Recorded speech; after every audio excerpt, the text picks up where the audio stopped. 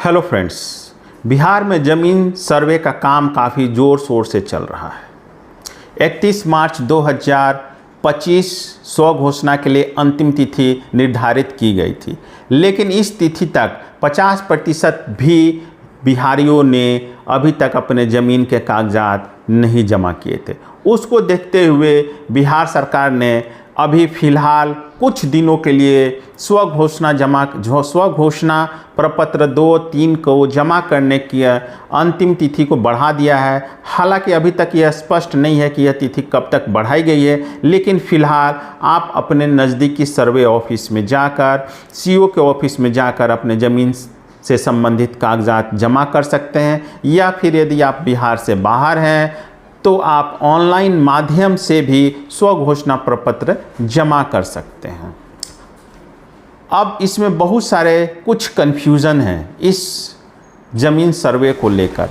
आज मैं इस वीडियो में उन्हीं 1-2 छोटे छोटे सवालों का जवाब देने का प्रयास करूंगा, जिसको लेकर काफ़ी हल्ला मचा हुआ है। विशेषकर एक यह सवाल है, क्या यदि आप सर्वे नहीं कराते हैं, सर्वे के दिन अपने ज़मीन पर उपलब्ध नहीं रहते हैं, या फिर किसी भी प्रकार का डॉक्यूमेंट नहीं दे पाते हैं, तो क्या वो ज़मीन सरकारी हो जाएगी?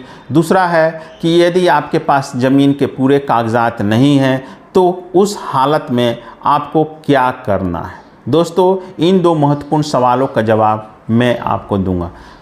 अभी तक जो सरकार का जो निर्णय है उसके हिसाब से कहा जा रहा है कि आपके पास आपकी ज़मीन से संबंधित यदि कोई भी कागजात है, चाहे वो ज़मीन का रसीद हो, केवाला हो, रजिस्टर्ड डीड हो, दाखिल खारिज का कागजात हो, पुराना खतियान हो, कोई भी आपके पास कागजात है, तो इससे संबंधित आप प्रपत्र 2 और 3 के साथ आप कोई एक भी डॉक्यूमेंट लगाकर ज़रूर जमा करें।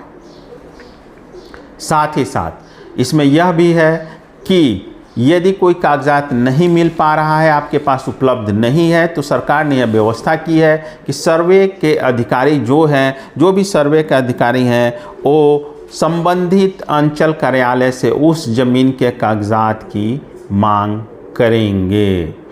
तो एक तरह से यह आपकी समस्या दूर हो गई कि यदि आपके पास ज़मीन से संबंधित कोई कागजात नहीं है, तो सर्वे के अधिकारी भी अंचल कार्यालय से उस ज़मीन से संबंधित कागजातों की मांग करेंगे और उसके बाद ही कोई नया खतियान बनाएंगे। तो एक यह समस्या थी कि यदि मेरे पास कागज़ नहीं है तो क्या होगा। तो इसमें जो सरकार का जो अभी तक का आदेश आ रहा है, या फिर जो सरकार ने निर्देश दिया है, उसके हिसाब से यह तय हुआ है कि जिन ज़मीनों के कागजात नहीं मिल पा रहे हैं मालिकों के पास, तो सर्वे अधिकारी अंचलों से स्वयं उस ज़मीन का कागजात मांगेंगे और उसके बाद ही कोई नया खतियान जारी करेंगे। एक और सवाल आ रहा है कि यदि आप सर्वे के दिन अपने प्लॉट पर नहीं रहते हैं, यदि आप आवेदन भी नहीं करते हैं, तो क्या होगा? मतलब यदि आपने ऑफलाइन या ऑनलाइन मोड से सर्वे में हिस्सा नहीं लिया है, स्व घोषणा प्रपत्र नहीं जमा किया है, तो क्या आपकी ज़मीन सरकारी हो जाएगी? जी नहीं।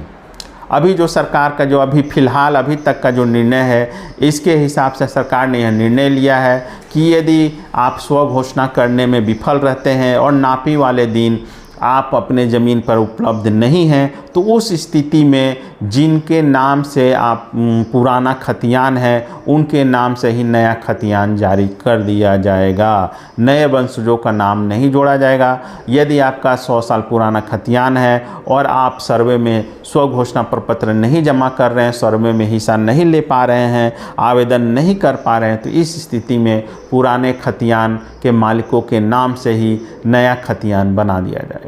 तो यह एक 2 महत्वपूर्ण अपडेट था बिहार के ज़मीन सर्वे को लेकर, जो काफ़ी महत्वपूर्ण था, जिससे संबंधित कई सवाल हमारे दर्शक पूछ रहे थे। उम्मीद करता हूं कि आपके सवालों का जवाब मिल गया होगा। यदि बिहार के ज़मीन सर्वे से संबंधित कोई अन्य सवाल आप पूछना चाहते हैं, तो प्लीज़ कमेंट करके आप पूछें।